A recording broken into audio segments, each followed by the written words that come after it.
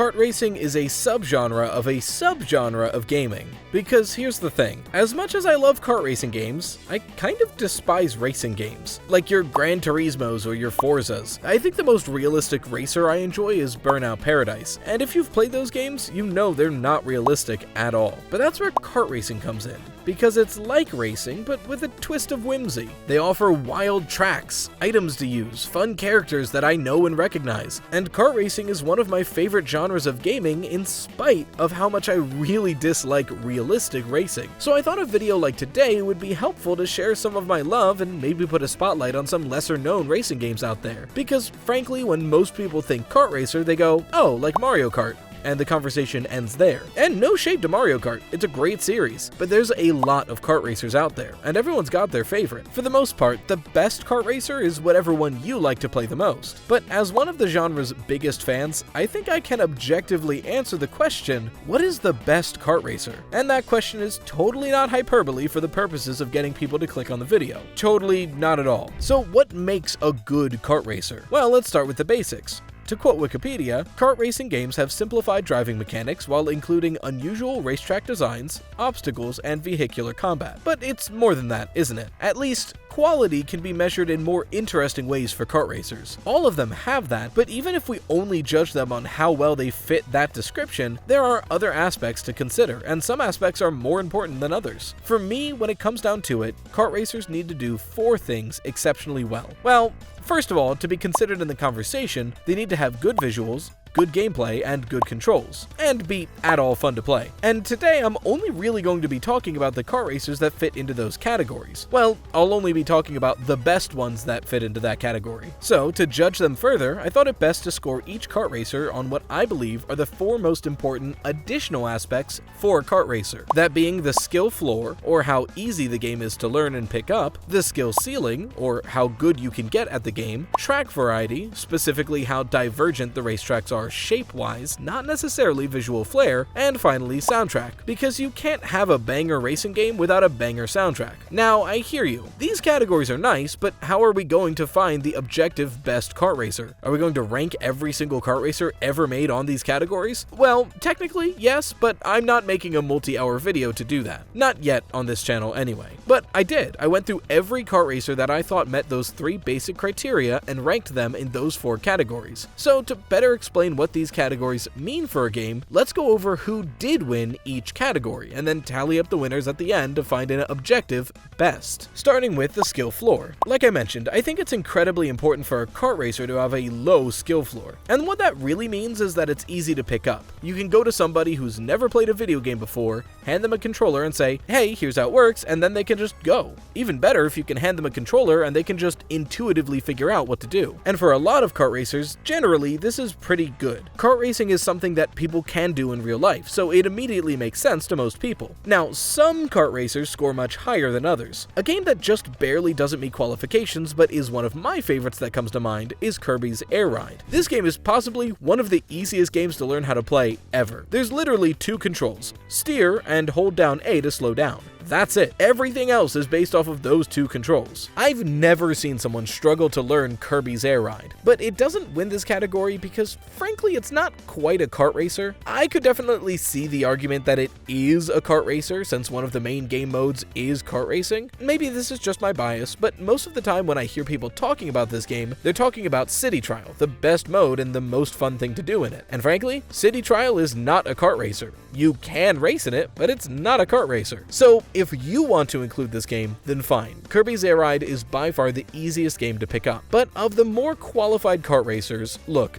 it's popular for a reason, I've got to give it to the Mario Kart series. And I'll mention that if a kart racing series can all fit under the same score, then they'll just be represented by their most recent entry. So Mario Kart 8 Deluxe wins this category. Look, just because I threw a little shade in the thumbnail doesn't mean I don't like Mario Kart. Mario Kart's #1 for a reason, and it's not just because it's Nintendo's darling. It's a fun series, and most importantly, it's easy to pick up and play. I have very rarely ever seen someone struggle to learn Mario Kart, and typically after like 1 sentence absence of explanation, even if they were, they're right as rain. And that's really what this category is about, being able to see a game and see someone who doesn't game and make that match work. And Mario Kart does it better than anyone else. But what about the opposite end of the spectrum? Our next category is high skill ceiling, and this is a little bit trickier to explain. A low skill floor makes sense, but what's a skill ceiling? Well, to put it simply, it's how good you can be at a video game. And this is typically understood without like speedrun type exploits, like how much room for there is to improve, how deep are the mechanics of a game as to allow learning how to be better at that game, without doing things like glitching through walls or clipping around lat posts. How deep are the base mechanics of the game to allow for skill to take you further? And frankly, I'm not going to beat around the bush here. This category, far and away, in my opinion, goes to Crash Team Racing Nitro Fueled. If you've never heard of Crash Team Racing Nitro Fueled, allow me to enlighten you. It's a kart racer, but with the Crash Bandicoot series of characters. Nitro Fueled being a remake of the first game that includes the racetracks from the second game, the characters from the first and second game, and many of them from the third game, and the rest of the franchise, and some bonus tracks on top of that. But we're here to talk about mechanics. Crash Team Racing Nitro Fueled actually scored a little bit lower on skill floor because it does drive pretty differently from a lot of kart racers, and because of that is a little bit trickier to learn. You have your gas and steering, but drifting is where this game really differs. Most drifting just works by holding the drift button, building up a boost, and releasing it to get that boost. But in Crash Team Racing, when you initiate a drift, this bar in the bottom right begins to fill. Nitro Fueled also displays this by your tires glowing brighter. That's because there's two drift buttons, both bumpers. Whichever one you press to initiate the drift assigns the second button a new job. Your goal while drifting is to tap the second drift button while holding the first, specifically tapping it to as close as full as possible without going over. Note this line here. If you just tap it before you get to that line, you'll get a small boost and it'll tell you did a good job. And you can do this up to 3 times per drift. But if you manage to get that sweet spot right near the top, you'll get a perfect, giving you a much larger boost and adding the leftover boost to your reserves.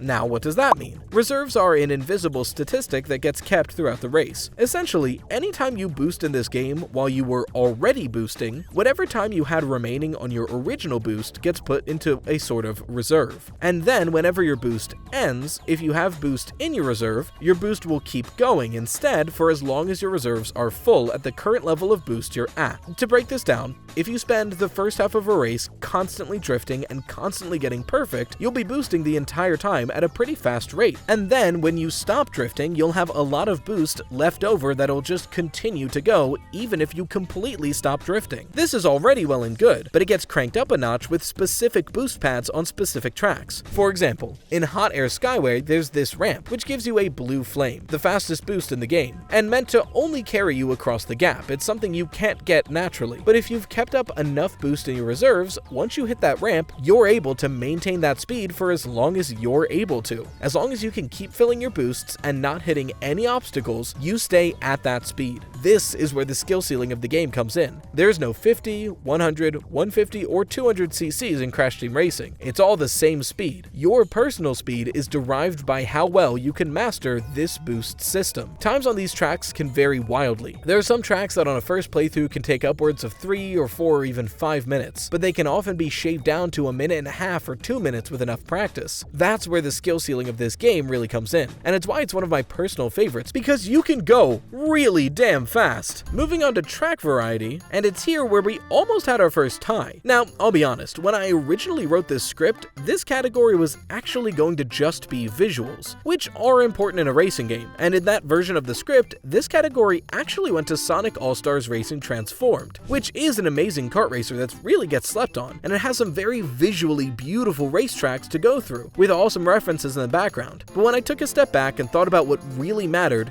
as pretty as a game can be, the actual shape of the track makes the game. And frankly, the shapes of the tracks of Sonic All-Stars is somewhat lackluster. While they do vary quite a bit, nearly all of them involve these long stretches of roads with wide turns to take. And this is partially due to the speed that the game takes place at. But it begins to be a little too, I don't want to say realistic, but I guess boring? I'm not sure if that's the right word, but it just didn't quite meet the standard I was hoping for, which honestly stinks, because as much as I prefer the track category, I really wish I could have given a shout out to Sonic All-Stars Team Racing. But at the end of the day, track design is what matters. And frankly, I have to give the variety win to Mario Kart 8 Deluxe. Look, if you asked me a year and a half, 2 years ago, I probably would have said Crash Team Racing Nitro Fueled here. It has 39 tracks, and while Mario Kart has 9 more than it, those 39 tracks are incredibly diverse, touting some very difficult courses to the point where I would argue some of them are just straight up not fun, they're so difficult. Looking at you, Drive Through Danger. But that's where the beauty lied in it. There was so much variety in those 39 tracks that it made up for the slightly lesser amount. But then we got the booster pass for Mario Kart 8 Deluxe, bringing an additional 48 tracks to the game, which brought the total number of tracks to Mario Kart 8 Deluxe to 96. Look, variety is one thing, and you can have a diverse 39 tracks, but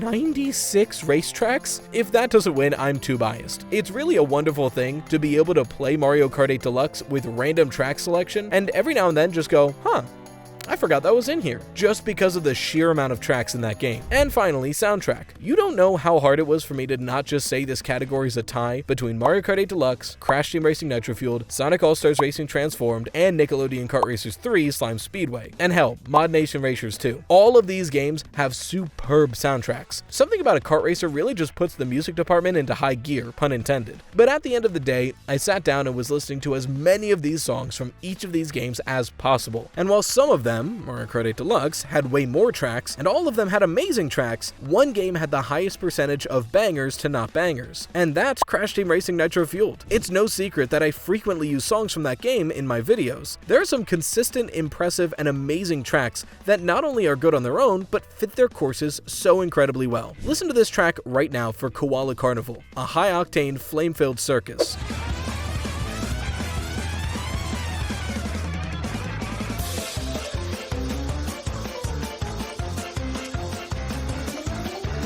That's what I'm talking about. I probably don't even have to explain to you what Koala Carnival was. Just from the sound of the song alone, you knew. So I'm sure by now you see the issue here. We had 4 categories, and 2 games won 2 each. So do we have a tie? No, because this wasn't just win or lose. Like I mentioned, these games were ranked in each category. So what were the 3 highest ranking kart racers in total? Well, let's start off with Bronze, our 3rd place entry, because frankly, it's very impressive that a game didn't win any category, but still managed to get 3rd place. And that's Sonic All-Stars Racing Transformed. Like I mentioned earlier, this is an amazing kart racer with some wonderful visuals and complex gameplay. The only one that really truly mixes it up. Sure, Mario Kart 8 has gliding and underwater sections, but they're essentially driving still. Sonic All-Stars Racing Transformed has high-speed jet and boat sections reminiscent of some of the best arcade games out there. And if you're a fellow fan of Sega, I cannot recommend you enough to try this game. But moving on to our number 2 spot is the upset, Mario Kart 8 Deluxe. Like I mentioned, this is a wonderful game, and there's no shade to those who love it as their favorite kart racer. And between the tracks, easy-to-learn mechanics, and recognizable characters, I cannot blame you. This game is a blast, and honestly, it's my go-to for any get-together. Am I hanging out with friends? I'm putting on Mario Kart. It's just something that anybody can sit down as a group and play. But that doesn't mean it's the best, because that can only go to our number 1 spot. Oh my god, I can't believe it. Riley gave Crash Team Racing Nitro Fueled the win. Okay, but like, can you blame me? This game's amazing. The drifting mechanics alone make this game such a compelling game to get better at, and that's why it has to win. Any game I play, I like to perfect, whether that means winning every trophy, collecting collectibles, getting every achievement, or just doing it fast. And frankly, nowadays one of the things that I spend the most time doing is just getting faster at a game. And Crash Team Racing Nitro Fueled comes with that motivation built in. The better you are at the game directly translates to how fast you can be. And there is something so endlessly satisfying about that gameplay loop. At the end of the day, all 3 of these games are amazing, and any one of them is worth picking up, especially if you haven't played it before. But please, more people need to play Crash Team Racing. The servers are like dead. Nobody plays this fucking game. Please go get the game right now. Nobody plays it, and every time I go online, it's like the same 7 people, and I want to be able to play it right now. Just go get it on Switch and play it online a lot so I can play it online more, because I really want to play it. Anyway, let me know what your favorite kart racer is below. And if you want something else to watch in the meantime, last week I made a video on our chances of getting a giant collection of old Pokemon games anytime soon. You can watch that right here. Until next time, you've been watching Ride Toost. Of all the YouTube channels, it's the second one. Stay toasty, Slices.